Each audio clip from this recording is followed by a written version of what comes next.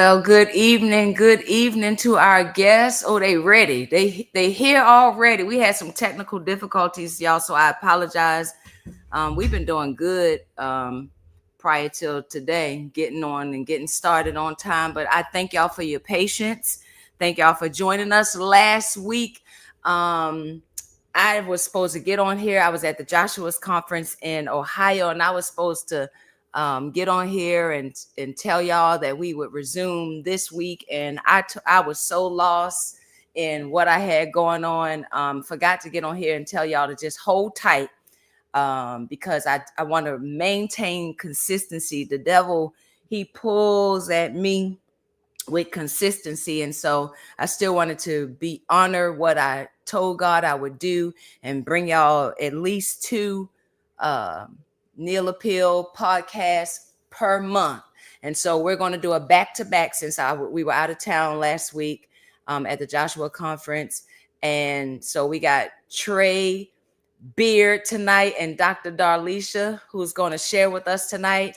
And then we're going to go right on again the following week because we don't have a break in between, and I can't let the devil get not an inch in here to try to break me out of my cycle that I'm trying to keep going with, bringing different podcasts and different guests every other week. I've been going good since we started, and I'm so thankful and grateful because I probably would have gave out by now. But I told God, when he told me to do this, I said, okay, have your way, Lord. And so we're going to go back to back this Tuesday, and then y'all meet us again on next Tuesday. So I did all that talking because I was giving y'all a chance to go ahead and click that like button, comment, and share this link. Get this link out to your friends. We're on Facebook Live. I'm trying to get y'all to grow up and come to somebody told me Facebook was it? I think it was Nevaeh, Orpheus' daughter, say Facebook was for old people. You know what I'm saying? What? Y'all heard that? I ain't heard that. That's something new to me. And Petey said it too. Told Tip, Facebook is mom. We don't do Facebook. Facebook is for old people. So what that make us? I guess they make us old then. That make y'all old because I don't even have Facebook. So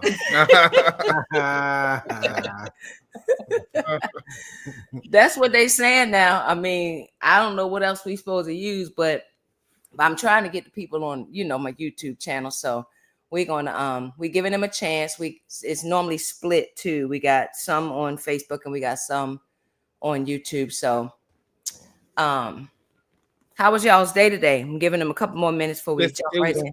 Our day was good. It was good. It was good. Dr. Beard is off work for now. Praise God. Dr. Beard. I put that on the flyer because Dr. Beard, you went to school for that. Oh, yeah. And I dare not leave that D and that R off of that flyer. Thank you, Steve. I appreciate it. You put some work in, and I needed that. Matter of fact, you ain't got it in there on that Trey and Darlisha. You don't have it right there. You ain't have space, the character space for it. Trey, I didn't think about it. You wouldn't even know she won't trip like that. Well, listen. Welcome to the Neil's Appeal. This is our podcast about marriage, relationships, and other stuff.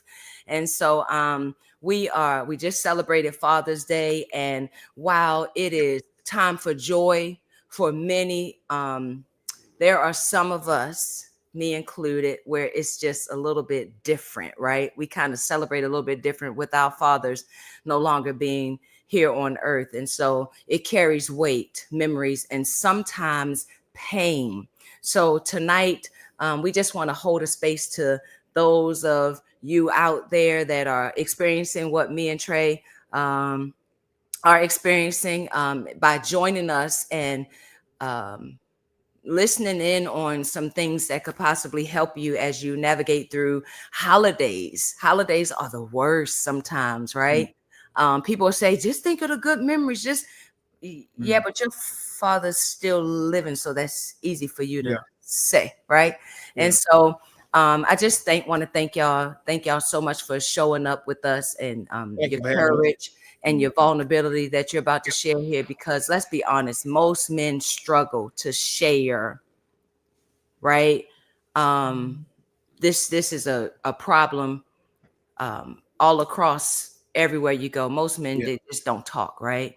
But tonight we're having a real conversation about faith, fatherhood, and the legacy that lives on. Yeah. So come on, let's get started. Trey. Yes, ma'am. Tell us about, can you just tell us right quick, you and Darlisha, I know it's not a marriage thing per se, but I can give us a little bit of history about you and Darlisha, where y'all met, how long y'all been married, and then we'll jump right into. so me and Darlisha, we have known each other since we was 14 years old. Wow. We were known each other a long time. Darlisha, we met through her cousin. She I'll tell you the other part. It was when I wasn't what I am today. Put it like that. And so we met more like we met we was on the phone. We was on three-way, her cousin, a couple of my friends, we was on the phone, and we was checking and stuff and all that good stuff. And so we met like that. We was friends for a long time. And so eventually when we turned 18, we started dating. And so that's kind of like the history. It was interesting. She'll tell her, I'm gonna let her tell her side, because there's always another side. But I was trying to teach her about Jesus and all this, right, at a young age. But I was doing my own stuff too. And so I was part of many people know I was part of a gang when I grew up. So from the ages of probably 13 to 16 years old, I was part of a gang. But I was going to church, and I tell people all the time I knew about God, but I didn't know God, if that makes sense. I knew book, chapter, and verse, but I didn't know a relationship with God. So it was one of those things where me and her kind of bumped head, because she was like, "You gonna tell me about Jesus, but ain't you in the gang?"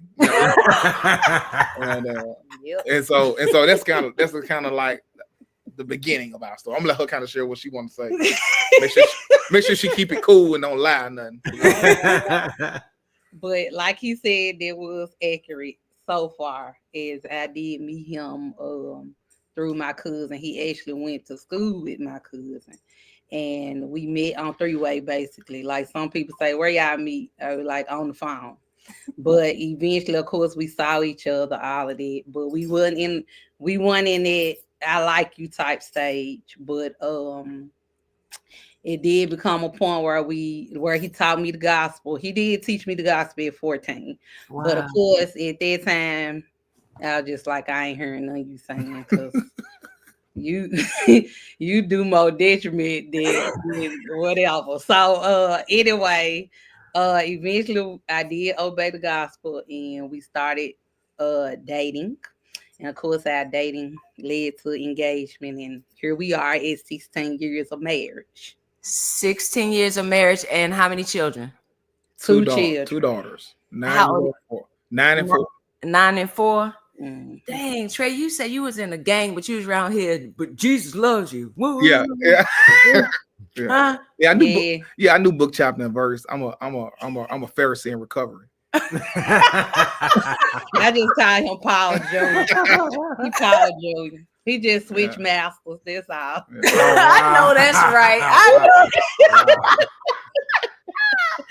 I know that's right. Switch masters. That is funny. So come on, let's dive right on in, because I don't want to keep y'all up too long. I know we on different time zones or whatever, but so again, we want to just again give way. We just celebrated Father's Day, so we're going to be doing this for the whole month, since we're into the Father's Day, just like I did for Mother's Day. And so this week I'm speaking from letting you share out from a perspective, a son who's lost his father. Next week we'll speak about the father who has lost not just one child, several children, right? So we'll share that next week. Y'all join if y'all can for that next Tuesday. But Trey, let me start with let's start with your dad.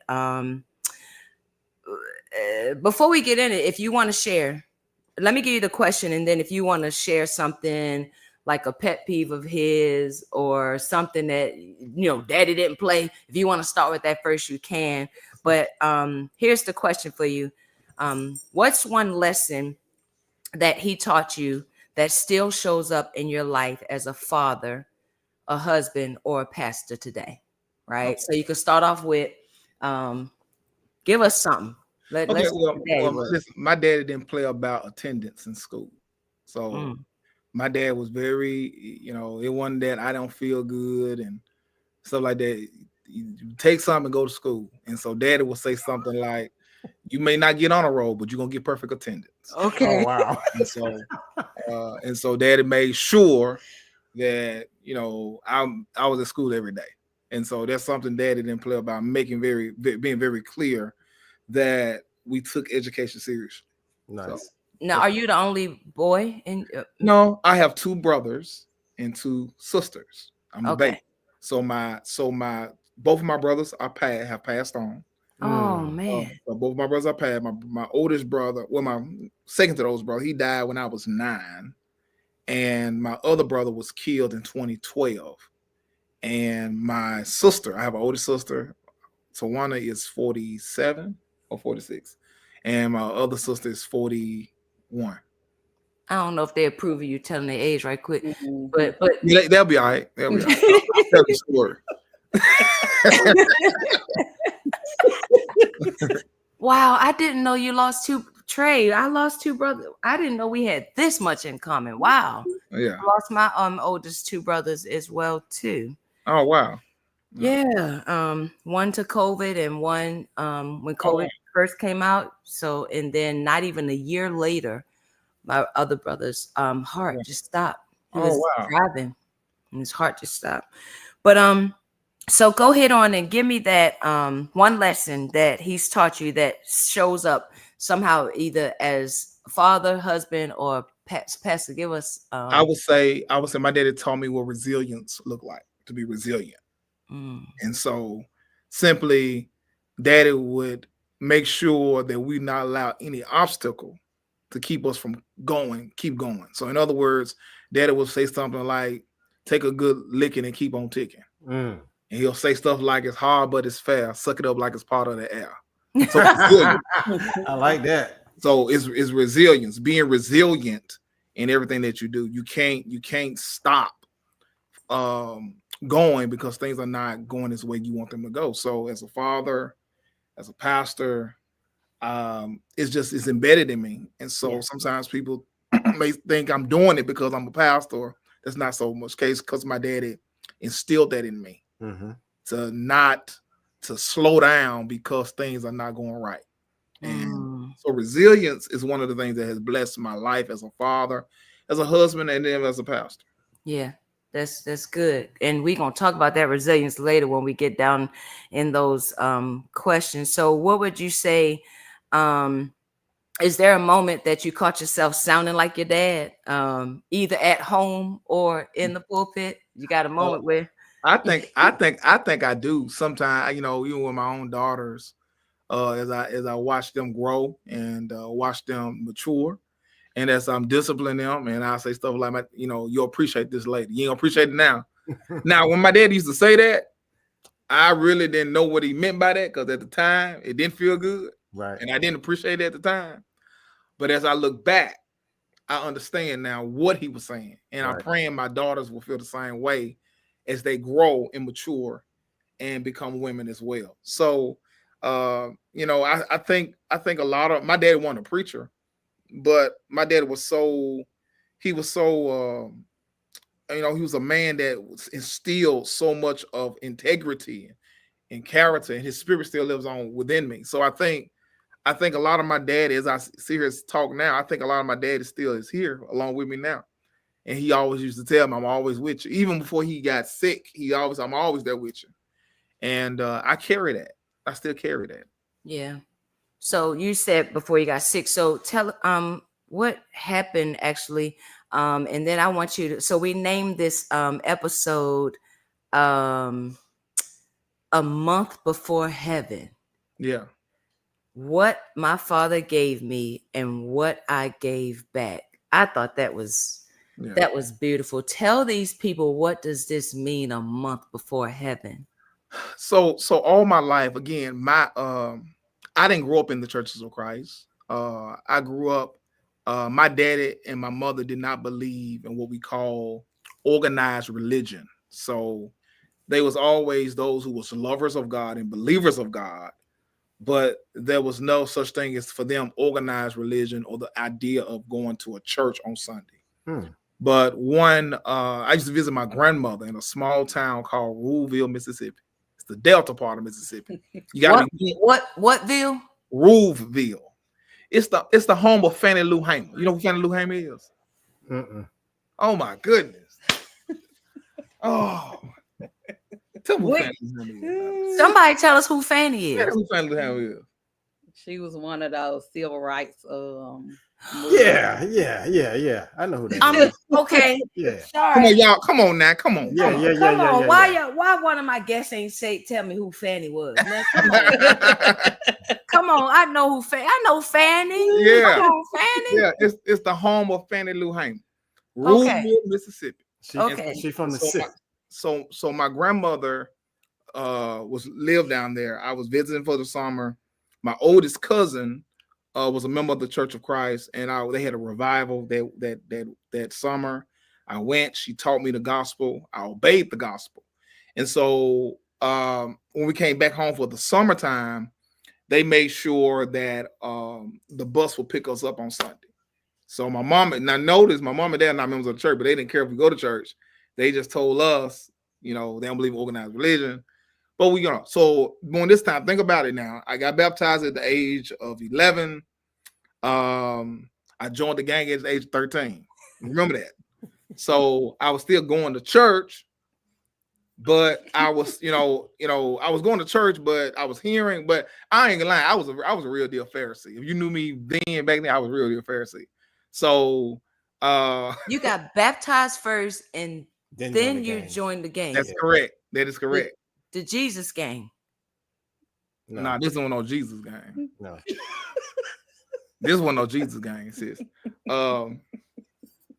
But I knew, the stuff that I was learning in church, I learned it. I wrote it, I took notes and all that good stuff. That's how I know you can go to a church building and get a lot of information and there'll be no transformation. That's how I know that for sure. So that was my story. So when I start talking about this stuff, I ain't talking about something I heard. Correct. Know it. You can get information and not be transformed.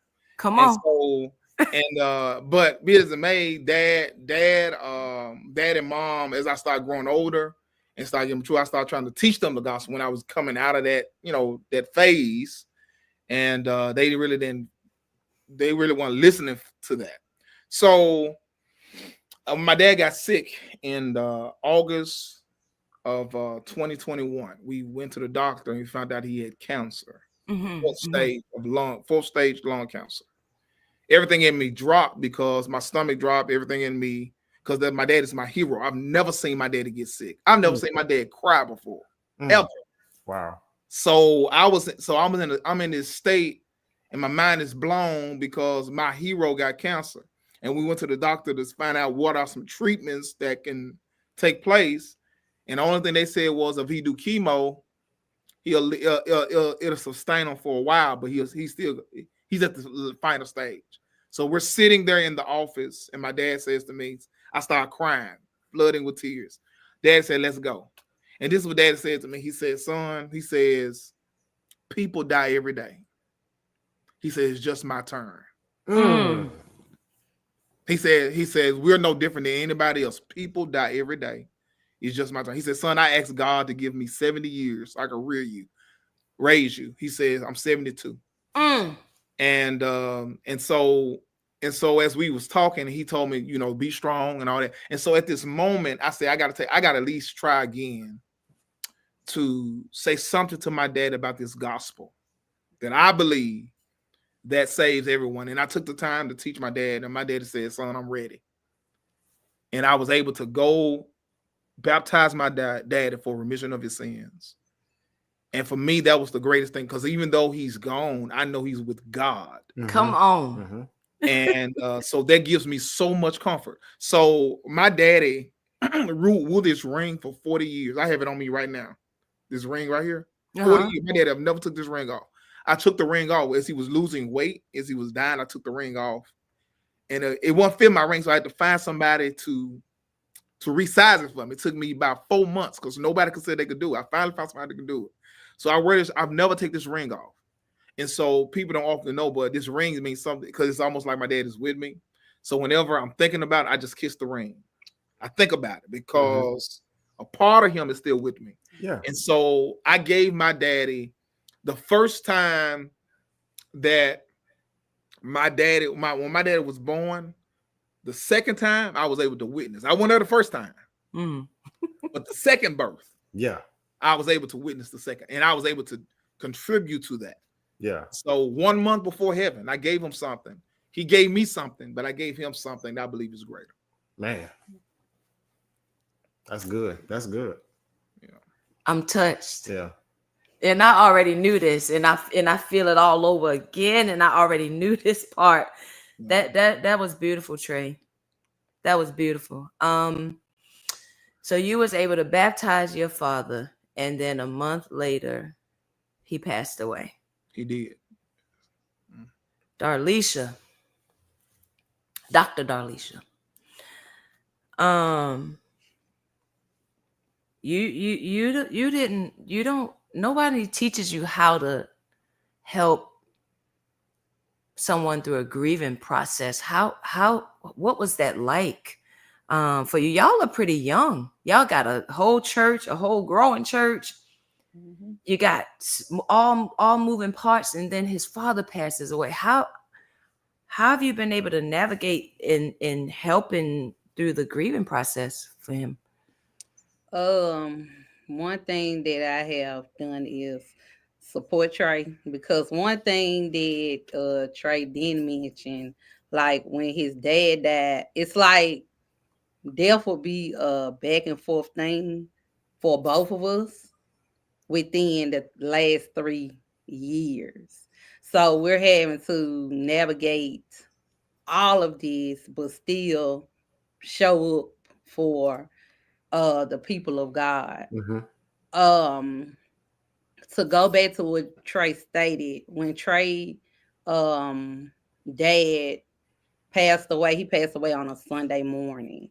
So we getting dressed and we getting ready to go, come to worship, and that's the news that meets us when we wake up. Having to hold it all together after getting the news. But even when we got to church, nobody knew what happened because we wasn't, we weren't sharing the tears, we weren't doing anything. But I even asked Trey a question. I said, do you think that you will be able to preach today? And he was like, yeah, I'm going to preach today. And he did. He got in that pulpit as if nothing had happened. Wow. But when he got to the end, that's when he decided to tell everybody what actually happened, which at that point was a start of a lot of things for us, where we had to go through, planning a funeral, because we both never planned a funeral before. But having to plan a funeral, having to everything just happened so fast, because we're planning a funeral at the time of having to caregive for his mom, having to take care of our own children, having to take care of each other. Like, a lot of things were coming down on us that we had to kind of, navigate through. But as far as being a support for Trey, allowing Trey, when Trey needed space, when he needs to grieve, when he needs to cry, whatever it is that he needs to do, I give him that space and that outlet. At any point that we are together and Trey decides that he wants to talk about his dad, if he wants to go down there to the cemetery, whatever it is, I'm still the support system, for him, because I've never lost my dad. Like, my dad is still living. So I don't know what that feels like, but although I do not know what that feels like, I know it hurts. I know that much. I do know what hurt and pain is. So I just try to, support him in that area and continue to be there, help me that he needs me to be, in this space, whatever this space look like. Because even as he has been grieving since 2021, you know, the days are different. You know, some days is he may be, you know, in there crying because I've found him crying sometimes, you know, just from a song. You Mm. know, and who sang that song? Luther, man. Luther Vandross. When he's talking about dance with my Oh, yeah. So that's a song that bring those tears, you know, around. But I still try to make sure that I can be whatever it is that, you know, he needs me to be in that moment. wow. That's awesome. Thank you, doctor. So Trey, your faith. Well, you just told a story about being happy, and I sent you a text last night. I'm so excited. Like it's like just knowing that you were able to do that a month before, and it's not over. We're so carnal minded a lot of times, and you couldn't tell me this when it was happening. When I was going through it, I was in a different place, but now it's a different kind of being able to make the adjustments with both my parents being gone. And so I just wondered, like, because my faith was shaken really, really bad. I stopped praying when my mom first passed away. I like stopped praying, right?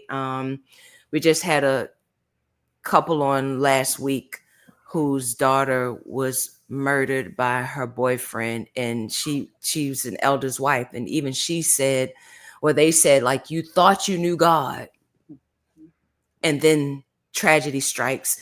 You knew him as a kind of way, and then you find out, oh my goodness, I'm not as in relationship like I thought I was. And so even she admitted to her prayer life suffered for a little bit when her daughter was murdered. And so I just want to know from you, faith wise, what has it done for you, faith wise? I often say I'm gonna be totally honest. I don't ever.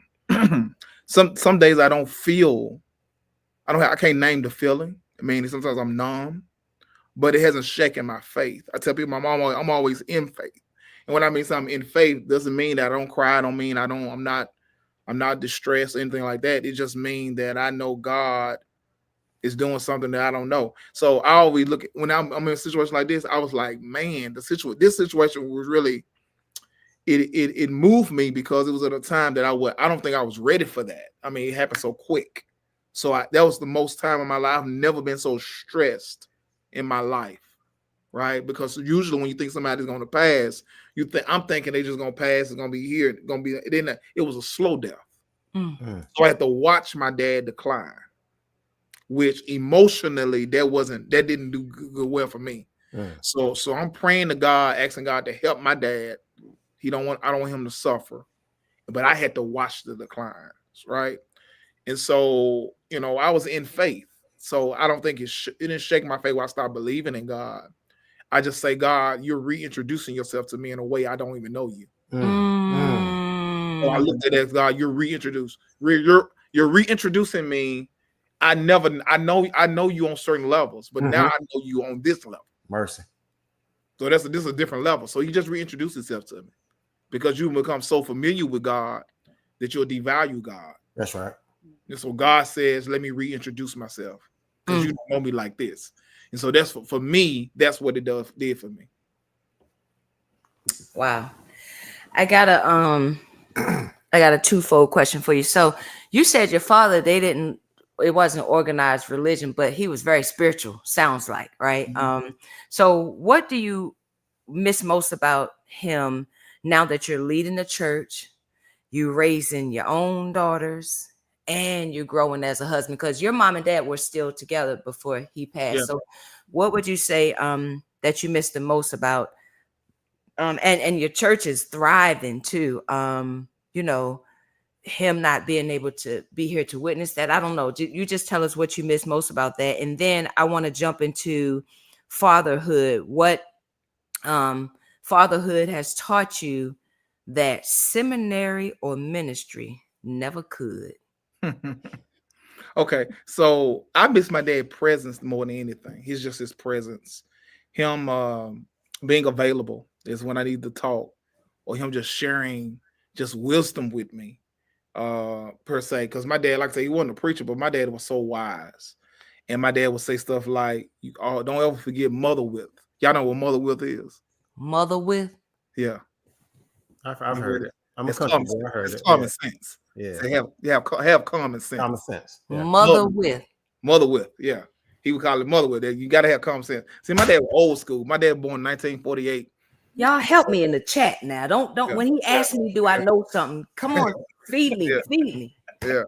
So dad was, I just miss his presence. I miss his wisdom. I miss him being the person that I could just be able to talk to. So I miss that more than his presence more than anything.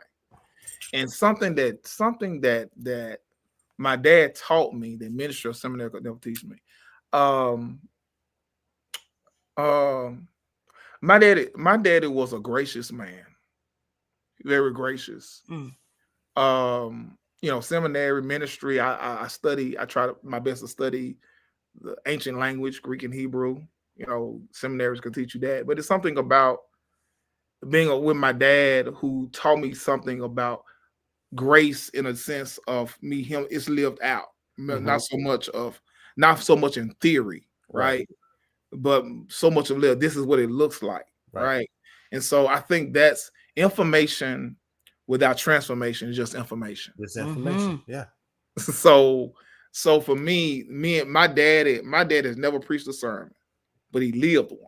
Right. That's a blessing. Come on. He never preached a sermon, but he lived one. Yeah. And my dad would say stuff to me like stewardship.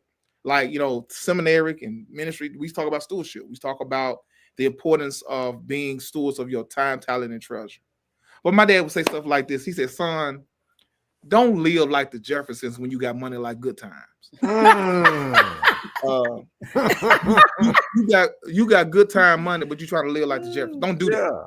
My dad had taught me early what that means to be a good steward, right?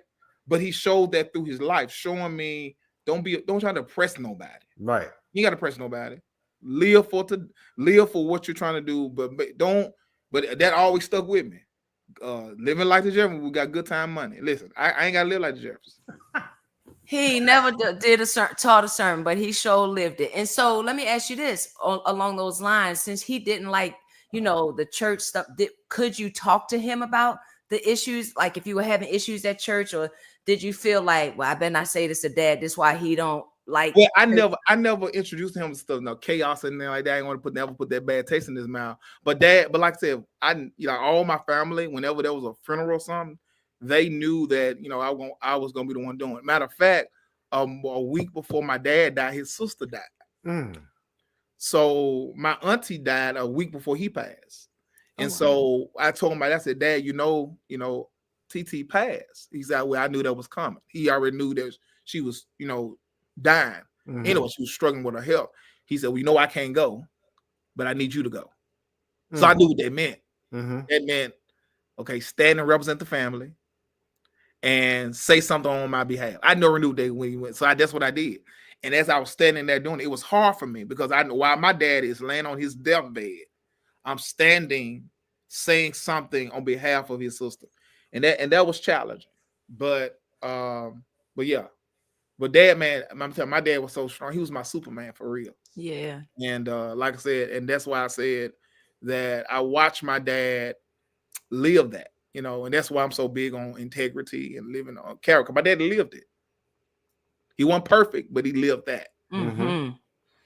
Did you do you eulogize your dad? I did. I went ahead in a way, just like when Darlisha made mention of my dad passed. I went the Sunday he passed. I got the news.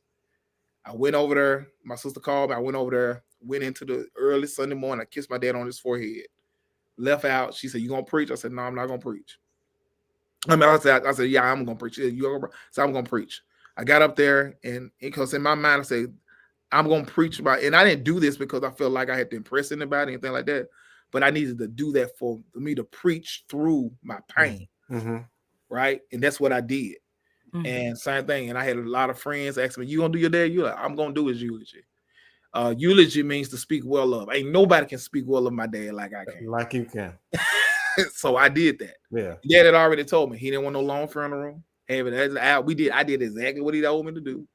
And so yeah, I think God has did a lot of work with me in this process and still is, because I'm still grieving. Mm. So yeah. Yes. Your daughters are how is it going for them? Like, how are you helping them through the grieving process? Either one of Yeah, you. and see, Kelsey was a few months. Her first birthday was gonna be the next day. Yeah, her birthday was the next day. He died on the 10th. Her birthday was the next day. She was 1 year old. And so I try to always keep remembering who my dad is. And of course, Madison, she's the oldest. She remember my dad. And so I just try to keep them, it's kind of coaching them and let them know the everything we preach about and you hear Daddy talk about is for real. This is not play. This stuff for real. Yeah. Yeah. So watching them to see that, but they'll ask, my little one especially, she'll ask questions. Is Granddad in heaven? I say, yeah, he's in heaven. Right. And so we kind of just get them to see that for themselves so they can have their own faith walk with God. Yeah. Mhm. Right. So let's stay on the young ladies. So you're raising two young girls in the spotlight. You know what I mean by spotlight, right? You the preacher, right? Yeah. How do you protect their innocence while also preparing them for the weight that comes with being a pastor's kid? Well, and I get that. I try to be so authentic, and Darlisha can help me with this question, but I try to be so authentic with people at my congregation as well as my children. I allow my children to be children. Mm-hmm. The only thing I ask them to do what everybody else do. I give them the space to be children. Mm-hmm. Right? They gonna make mistakes. They gonna, but I always, and I like I tell my children all the time, and I've told the church, and this goes for my entire family, my wife included.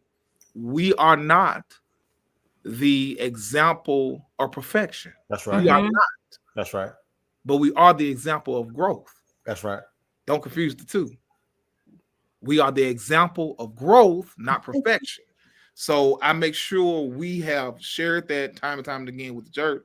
So no matter what happens, so that's how I keep that weight off of them to feel like they gotta be a certain way. Like same thing with my wife. When we first got married, like, listen, I'm just gonna be a Christian. Just be a Christian, right? So you would not know Dr. Beard is the first lady. Yeah, you would not know that unless she tell you. She ain't sitting on no front row. She ain't having no hats. She ain't doing none of that. Right. She ain't crying. She a Christian. Right. And what you get the authentic Darlisha Beard. I'm just This, saying. this sound like Alvin and Cynthia when we interviewed them. They something else. Yeah, man. that was But it's good, man, that you don't allow the church to put you out on a pedestal, man, because as soon as you mess up, now they want to cast you into hell. I mean, you're a man just like I am. You know what I'm saying? You put your clothes on the same way. We're sinners. So right. I mean, it's good that you don't have to remind them of that. Just live life, man. Yeah. Y'all, I keep talking about how young y'all are because Trey, when we came to sing, man, your church, that work that you two have, like, Darlisha, did you know you was gonna be a preacher's wife? No, I'm gonna say no and yes. I'm gonna say yes and no. You gotta clarify that. Yeah, I am. The thing is, okay, so just like I told you at the beginning, I didn't look at Trey like, you gonna be my man, whatever type thing. When you start preaching? 16? 17. Yeah, 17, he did his first sermon. And I'm just like, okay, But we didn't start dating until we were 18. So, and still, I didn't think that we was gonna go into marriage. I'm just being honest. But eventually when we went, we got into our engagement stage, that type of thing. Of course, I had to wake up because there was one question. Now, there was one question. It's funny you say that because a question that was asked in premarital counseling was about basically how did I view being a minister's wife? And the answer was, oh, she just like everybody else. I mean, hey, like being a Christian, you know. But when I started my walk, it was a whole nother Mm. Mm. situation because um even when I wanted to be Darlisha at certain times, um Trey will try to, you know, like Trey, he we level each other out. Let's kind of put it like that. But one thing that he would say to me is we have to forfeit the right to be like everybody else. That's right. Mm. And so, and it's the truth. Like there's something that of course I had to do some growing with because I was just like forfeit the right to be like everybody else. Like they doing it, I'm doing back. I mean, That's that's right. just how I looked at it. But that's why I said it's a yes and a no because I didn't know, and then I had to wake up and realize this something he's sticking with. Yeah.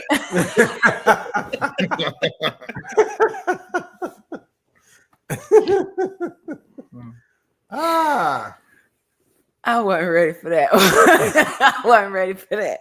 So look, I keep talking about y'all being young and that church is thriving. It's a beautiful edifice. Trey, you're doing an excellent job. I'm coming around to I got a question for you that might but I just want to know how has your marriage had to grow or shift to support the weight of your leadership? Y'all are so young, and eh, do you have the, you know how people, well, you didn't grow up in that church, and so sometimes you know how they say the prophet is Not honor in his not own on church. it. Right, right, right. Right. So you're so young, but you're doing such a great job. Church is thriving. How are you managing? How did the marriage have to grow or shift? Darlisha just said you the pointer that you just gave her, but is there anything else you want to add to that?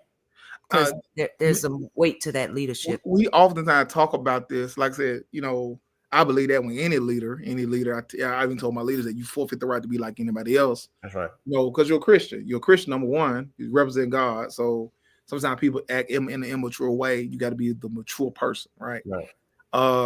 But in essence, what I've learned in our marriage have shifted is the more I do ministry, and I'm still learning this, but I all the time tell Darlisha that everybody can have our gift, but not everybody can have us. Let me clarify that.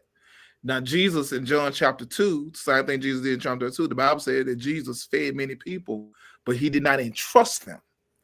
Jesus did miracles, but the people he didn't trust because he knew what was in man. Now, we don't have the ability to know per se like Jesus knew, Right. but we need to learn to discern people, right? And so my gift is for everybody. Now I bless it because the gift that God has given me ain't for me anyways, for the edification of the body. Right. That's right. So our gift is for everybody. But us being who we are, all because some people only love you based upon what they know about you. That's right. That's right. But they love you based upon all the good they know. But if they That's see right. your flaws, they see your character defects, it lessens their love sometimes.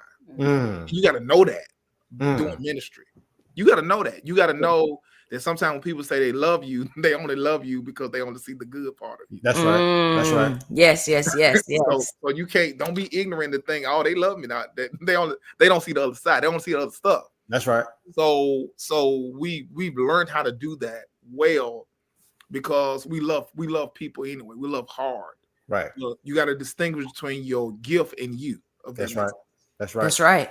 That's right. And I talked about the fruit that you have in that prayer what we did in the beginning. Your fruit show. Your gift is for everybody, but what's the fruit? Because everybody can be gifted, but what's the character? That's you follow right. what I'm saying? Right. That's right. And that's good, Kelly, because by you saying that the Holy Spirit give two things when you obey the gospel.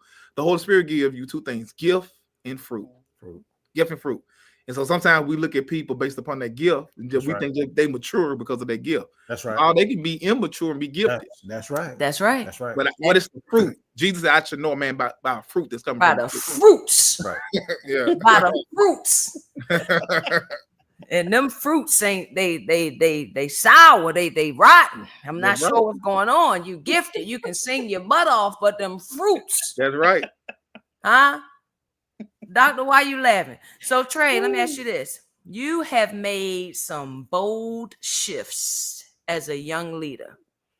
What gave you the confidence to move forward with decisions you knew would probably stir waters?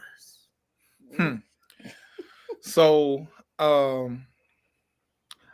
say it like that. I would say for me it's conviction before comfort. Conviction before comfort. And I fear the mindset of grieving God rather than losing people. Ooh. So I would say that for me, that's what it's about for me. I fear more of grieving God than losing people. And so that's for me, that's the direction I'm going into in my relationship and my walk with God.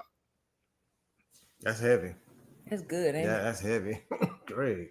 He's saying, Hey, yeah, I don't care nothing about y'all. No. I ain't pleasing people. No. You know what I'm saying? I ain't pleasing y'all, you know. So I mean, it's good, Doc. Not so aggressive, Fred. That's all right. So Trey, the number one question, and I don't want to really get into theology here with this, but just want to know, one of the bold things you've done, you've introducing a woman as a song leader was a significant culture shift, right? How have you managed the tension, not just in the church, but in your home?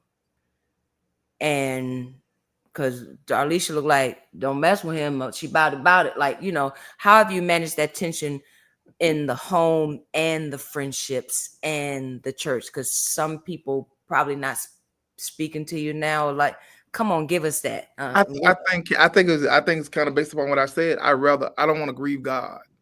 So for me, it's more about God and being pleasing to God. And so not to get in the nuances of theology, but for us Northwest Church of Christ and my family, I have taught the church how to study. I have not indoctrinated them what I believe. Right. That's a difference. Yeah, I didn't indoctrinate them to believe what I believe. I've taught them how to study. Right. There's a difference. That's a big difference. That's a difference because if I indoctrinate you, I want you to parrot what I say. There you go. I'm not asking you to do that. If I teach you how to study, then you'll come with the right conclusions. And that's what I've done. I refuse to pastor an ignorant church. I would not pastor an ignorant church. You refuse to pastor an ignorant church? I would not do that.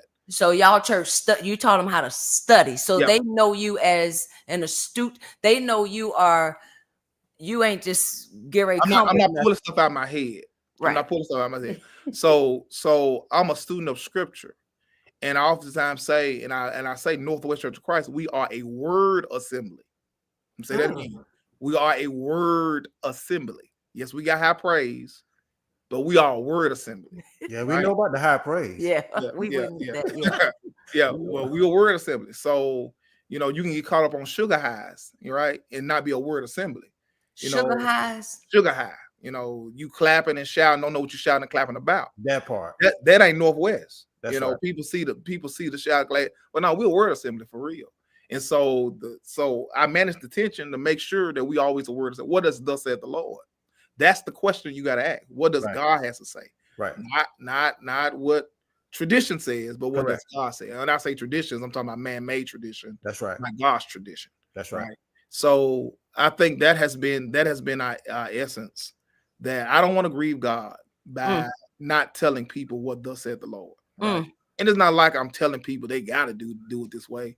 I'm just saying this is what works here at Northwest for us for this particular reason, for the particular cause. But, again, remember, I told y'all earlier, I am a Pharisee in recovery. So I know I know what that what looks like, and I know all the arguments, right? Because I used to make the arguments. So I know better, and so that's what I'm saying. I just want to make sure that at the end of the day, that when I stand before God, I stand with God, saying I had biblical integrity. Come on, that's beautiful, Trey. Tredanius, that's beautiful. That's beautiful. We that's beautiful, son, sir. That's beautiful. So, Darlisha, Dr. Darlisha, you felt any pushback or pressure because of some of the leadership decisions? And if so, how do y'all navigate through that? Like any, or is it Well, not? I would say that there has been instances where not so much of pressure or pushback, but Darlisha, come over in that you kind of out the screen a little bit. There you go. okay, There you go. There you more go. so of like relationships that we thought we had with people. You have some that, you know, they kind of blatantly say what they need to say. And then you got some, you know, you could tell that it's a struggle to speak or a struggle to show up and say, hey, how you doing? Wow. Or you try to look the other way and act like you don't see us. But when we call your name, then it's like, hey, you know, that type of thing.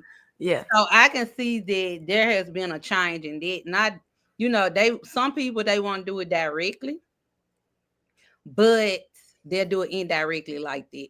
Like you know, oh, I didn't even see you. Oh, you saw me. Yeah. You just acting like you didn't see me. Right. But one thing that I tell Trey is that, you know, it's kind of like, you know, you grieve the fact of the relationship that you thought was there. But at the end of the day, I like when it's open and honest and you can see it for what it is. Because now you see it wasn't what you thought it was because it was based on something else. You know, as long as I'm agreeing with you, we good. Right. The first day we disagree, then everything just shaky and rocky. Right. But even if you look at true, authentic relationships, you don't believe the same thing all the time. You Right. don't That's right. like the same things. You know, it's just, you know, the authentic that agape love that God asks us to have one for another. We just at that point where our love is conditional. Like, are we really truly honest with ourselves? A lot of us got some conditional relationships. Yeah. And so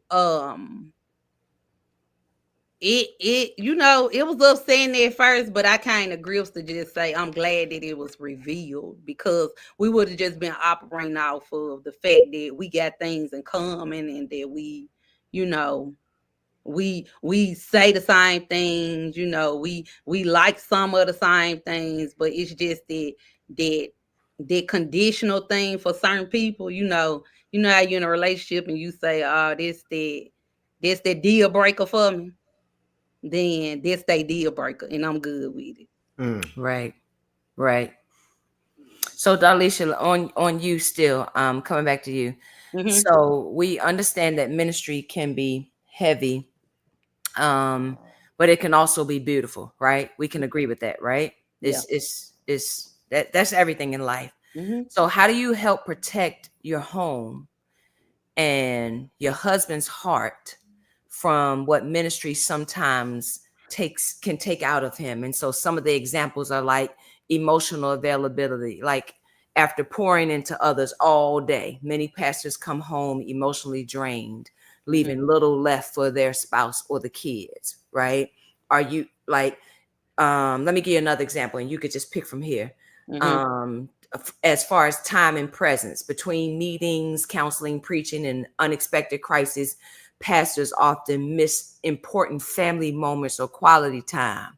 The kids in any game, like it's, you know, first ministry, Sister our book always say, she love to say that is the family first. Right. So how are you? Is it okay, Trey? The kids gotta. I can see you now. The kids got a game. I can see you now. So tell me, how are you protecting the family and helping Trey to stay grounded and remembering, hey, we home. Yeah, I get what you're saying. Yeah. Cause sometimes I have to be like, it's vacation time. It's time for us to, and Trey still he'd have been better in this area, but I still have to nudge him sometime to say, you know, everybody else gone they vacation. Why we can't go on vacation? They want when they babies got something to do, we need to do the same thing. I mean, I get who we are, but at the same time, we gotta take that rest and that intentional, you know, effort to be in one another's lives too. Because Absolutely. I don't want to be that. I don't want to be that minister wife that your children when they grow up they don't want to have nothing to do with you because you failed to be there for them when they needed you the most because it was more so of, it's all about the church folks and, all of that. But one thing I do, like when I see Trey, he know I will. When I see him drifting where I got to wheel him back in, I say something to him. Like, he ain't no, like I'm not the person that'll be suffering in silence and all that type of stuff. Right. I say what I need to say, and sometimes if it's welcome, that's okay. If it's not, that's good too. But the truth is the truth. That's right. I did not say. I said I can see you now. Oh yeah. Oh yeah. Yeah. So Trey, you want to add anything? I just got 2 more questions. We're gonna hop on this chat because these people are shouting y'all out. So I'm gonna call out some of the chat stuff. And I just got 2 more questions. Did you want to add to anything Dr. Darlisha said? No, you go ask the next question. All right. Okay. So we just got 2 more. Put that in without the question.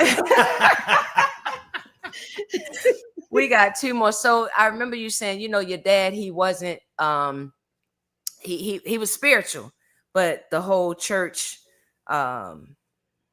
idea of organized religion wasn't a thing for him. So like right now, with all that you've been through, the ups and downs, whatever in the church, the growth that you're experiencing, the friendships, altered, just different things going on. If your father could sit in on one of your sermons or family dinners right now, with all that you got going on, what do you hope he'd say about you? I would hope he said he taught me well, and he's proud of me. I think he would say that though. Yeah. That he taught me well, and everything that it taught me, I'm trying to function in it, trying to walk in it, right? And so that to me, that's very important. That daddy would say that to me. How long your mom and dad been married? About over 40 something years, I believe. 40 something years, yeah. Right. And so, what do you hope? And this is both of y'all can answer this. What do you hope your daughters would say about you one day when they talk about the kind of father that you were? Like Darlisha say, when they get older, they gone. You don't want to be gone because it just wasn't no time. So, what do you hope they would say? They would say, Daddy wasn't perfect, but he was present. Oh, that he was a man who walked with God and tried to teach us right. I think that I want them to say that, and it kind of like what Darlisha said, that I want to make sure that my family is my first ministry, because what a tragedy it would be to save the world and lose your family. Because if you save the world and lose your family, you misunderstand the gospel. That's right. And so I would hope my daughters will look and say, Daddy, he was present. He let us be kids. He let us be the space where we are. But he taught us. He taught us to fall in love with Jesus. Come on, Trey. Come on, Trey. I love it. You know, it's funny because when we had AD on. Albert, he was like, yeah, church was good. House was, he said, what did he say, Fred? I forgot what He that cat said, said. church was driving. House was, but the opposite was the house was stinking. Like, you know what I'm Right. saying? Like everything was good in the ministry, the church. And then he was talking about how Sister Sent would be like, they say, where's Sister Sent at? After church, they say amen. Boom, she gone to the car. You know what I'm saying? And he'd be like, oh, I think she around here somewhere. He's about knowing she in the car. Because it was just like the church was good. And his story, his transparency, he helped a lot of preachers that night with identifying that, church was thriving, but the house was not. That can happen, yeah. Most sure. And so that'll happen a lot with with church members, period. Like even husband and wives, they go to church and they one way in the church, and then they get in the car and they what we eating. Right. Yeah. And Faith did such a good message at the Joshua on love, man. Godly sorrow. It was, my heart was woo. We ain't got this thing. No, like we think. we ain't got it. We ain't got it quite yet. And that's one of the things. That's one of the things that's really torn on my heart for these last few years.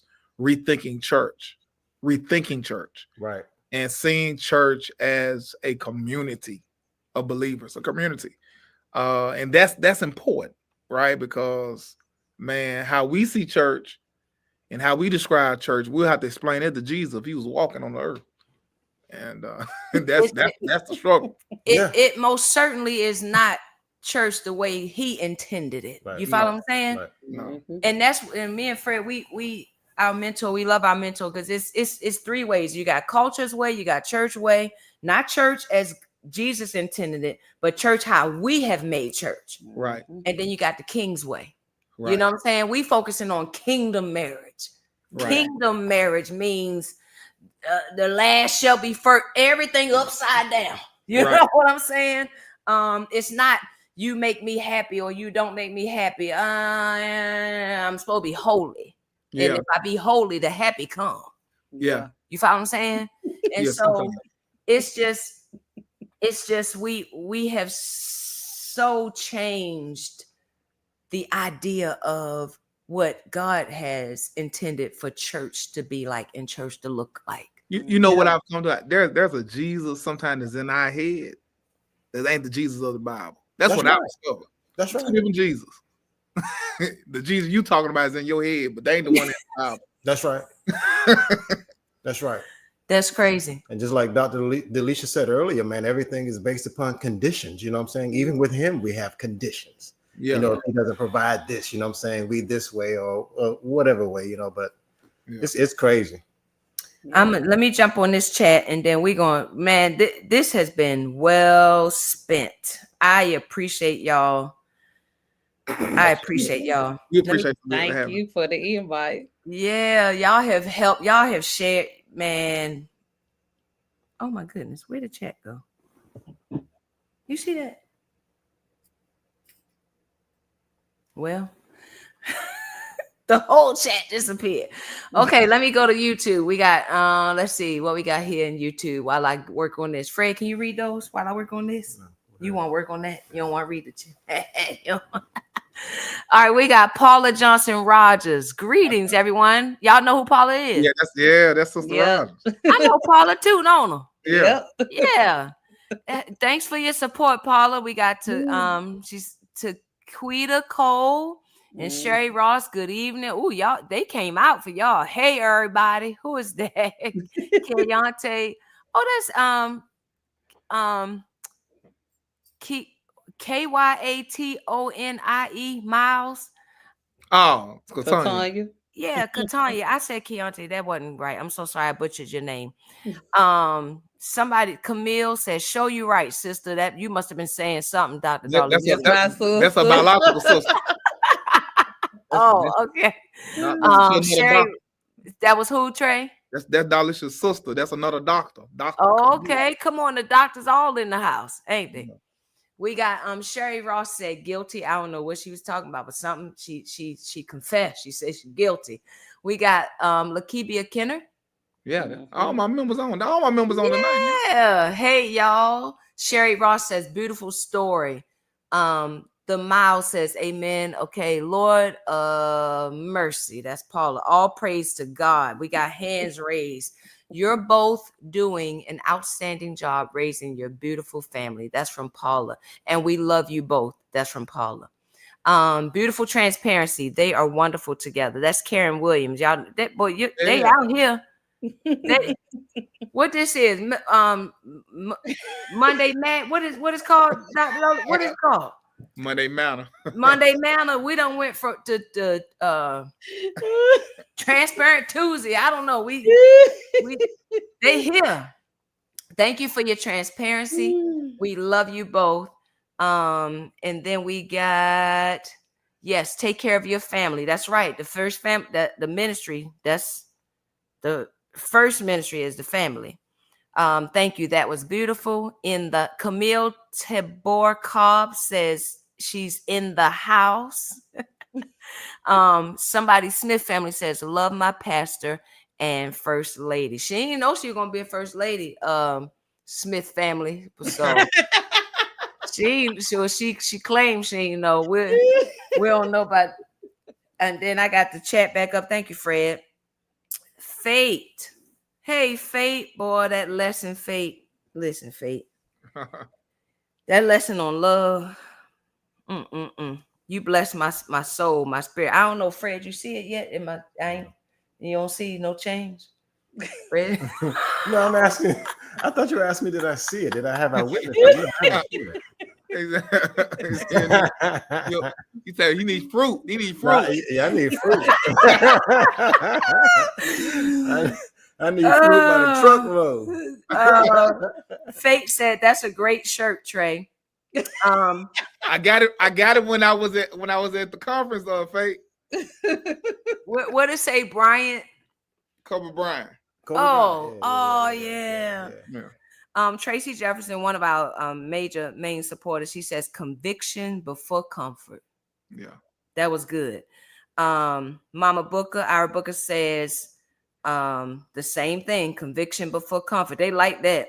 Fear grieving God versus losing the people. Yeah. That's First Lady Parker over there in Alabama. Mama Booker says, taught them how to study God's word, not indoctrinate them so they don't pair me. Yeah. That was good, Trey. That's good stuff, man. That was good. You so young with that. You that's wisdom. Yeah. That's wisdom.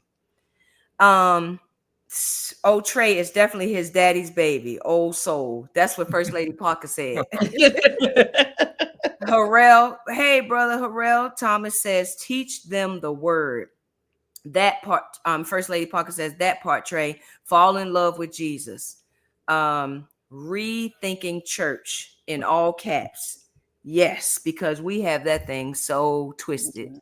Like you said, we it's like drive through, like we going through a drive through with the spirit be high, and then we raising hands and praising, and somebody get out of church, somebody cut you off in traffic. That same hand you just raised to praise, it done turned into something else, didn't it? Cologne ain't in no worship service, which ain't in the Bible.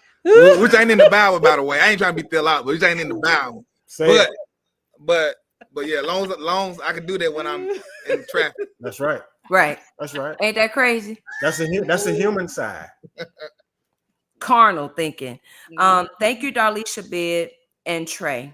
That's from Mama Arabuka. A word, fear, grieving God versus losing people. God first. She said it again. Fred, laugh out loud. Forget y'all.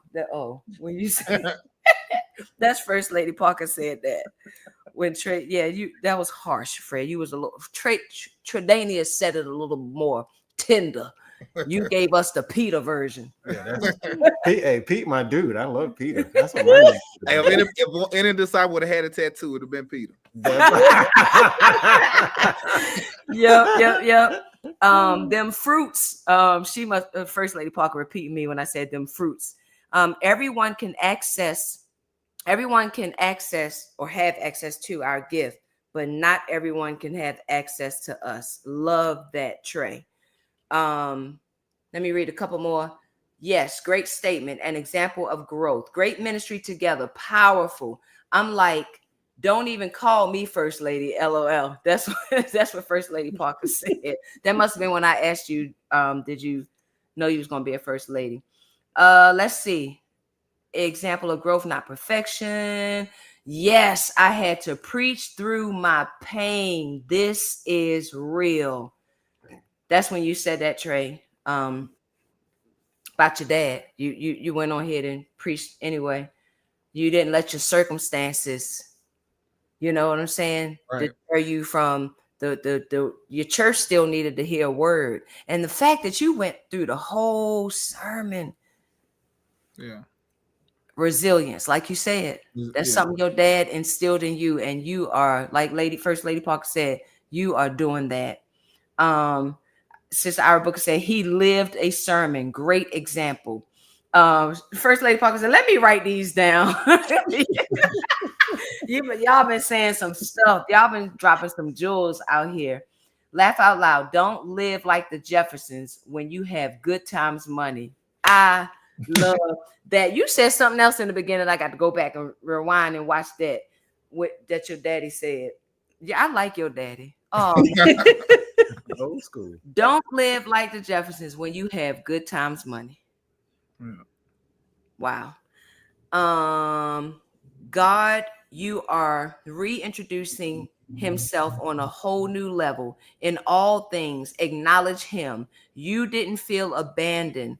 God, you are here. That's from Mama Book. I love these my main supporters, and they be having some, they be listening to y'all. They be taking it in and Well, thank y'all sharing so much for listening. with others. What Tiff say? Um, our beautiful support. You are demonstrating compassion. Great testimony. That's Howard. We call him the lost sheep. He the lost sheep at our church. We say, "Hey, lost sheep." He say, "Bad." Oh, mercy. 1 month before heaven. Glory, hallelujah. You will be together again in glory. Amen. I believe that. Tiff Malone says, that's so beautiful. The Lord is kind. That's she talking about. Yes, the fact that you were able to do that, Trey, and play a part in that. This is so good. Powerful testimony. Hey, Maurice, where you been? I'm gonna read a couple more, and then we're going to end with a Neil's appeal. Lisa G. Cole says that's heavy. Elvin Golden Sr., that was my story too, bro. Elvin, listen, men don't be talking, and I'm so appreciative of Trey sharing out. Tiff say, y'all don't know who Fannie Lou Hamer is. Tiff, you could have hit me up privately and who asked you that? Tiff Malone. Resilience is everything. And I just screamed. I just screamed. Somebody said something funny. Your daddy, you saying something what your daddy said. And First Lady Parker said, I just screamed. She made that word up. Pamela Ham said, we're here, Kelly. I know that's right. Ira Booker say Monday manna. Luke Miles Sr., what's up, Luke? The real deal is conviction. Thanks for this. Kendra Dublin says that part. Listen, y'all said some stuff. I don't even know what these people talk. They saying this too. Real, R-A-P, real rap. I don't know what you mean, Anthony Brooks Anthony. Real rap. Rap. Good talk. No, real rap. Rap. Yeah. You know I'm. Well, he's from New York, y'all so know he gotta throw that in. Dr. Darlisha, I'm a little. Yeah. Slow. Yeah. That's a word. Anthony said. Okay, he came back and said that's a word. All right. Civil rights activist. Thank you. Listen, you should have sent me that before I was looking for that. Hey, Lisa Willis. How y'all doing? Okay, boom. That's a lot. That's enough. Period. They shouting y'all out. Y'all can go back and read the rest of these. They love what y'all been saying. Y'all have been dropping gems and jewels and pearls tonight. And I'm so appreciative for your transparency. We always end the show with a Neil's appeal, something that we want our guests to walk away with either working on, right? We got some sons not even speaking to their fathers, right? We got some fathers, we got just a lot of stuff going on, right? Just broken friendships, broken relationships. You can't get life right and relationships wrong. Relationship is everything, right? And so is there a Neil appeal that you all would like to share with, based off of something we discussed tonight, whether it be something about Dr. Dalisha keeping the family first, ministry, kids important? I don't know. Y'all give us a Neil's appeal for our guests on tonight that they can take carry with them through the rest of the week. What you want to share? I definitely would say relationships are important. Life is short. That's right. And because life is short, you don't want to die and not have that relationship right if you can make it right. I've seen many people die and screaming at a casket saying I'm sorry. Right. But the person in there can't hear you. Can't hear you. So my heart says whatever that thing is that's causing the divide between you and father or mother, I would say get it right. Get it right. On your part. Right. And I'll say remember grace. This the key word, grace. God gives you grace in everything that you do. That's right. Because if God decided to be like you and decide to say what you not gonna do, I'm not gonna forgive, I don't want to hear it, you don't understand what they did to me, that type of thing, I say go back and remember grace. That's right. That's good. That's good. That's good, y'all. That's good. I love it. Kenneth Hewitt wants you to know he's in the house. Okay. Vicky Ward, what's up, Vicky? Brother Hewitt. Fred, you got anything you want to say? No, I mean, this is beautiful, man. It's beautiful couple, young couple, man. Trey, man, you the dude, man. I mean, you the real cat.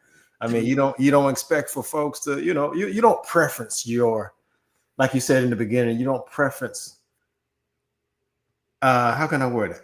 How Tracy things you taught them to learn the Bible on their own. You know what I'm saying? So that's good stuff, man. You gotta study the word for yourself. I appreciate it. And I don't mind people disagreeing with me either. I don't mind. That's what life's about, man. I mean, how else are we gonna learn? Yeah. So I don't mind it. I just ask one. If you disagree, just know why you disagree. Correct. Right. Correct. And let's have a conversation about it. Yeah. Most of us get to the same destination, but we take different paths to get there, and we have to remember that. Right. Exactly. Y'all were awesome tonight. I just want to thank y'all. Thank y'all for coming out. Thank y'all for sharing. I'm gonna play my little outro. Anything else y'all want to say before we go? Yeah, have y'all ever heard the phrase "I'm sick and tired of being sick and tired"? Yes. Fannie Lou Hamer's made the statement. That's her statement. I thought I'd throw that out there so y'all can remember. I appreciate that, Joy. Yeah. I know that came from her. Yeah, I'm gonna go back and study some more. Like history. Y'all done. Trey, you should have said you gonna say this. I could have known about it. I thought everybody knew who Fannie Lou was. Y'all stay on. Let's we'll pray out, but let's do this final closing, and then we'll meet y'all on the other side. Okay. Y'all say bye. Wave bye. We love y'all. Thank you so much. Thank y'all so much for listening to our story. Thank you. Yeah, for sure. You will.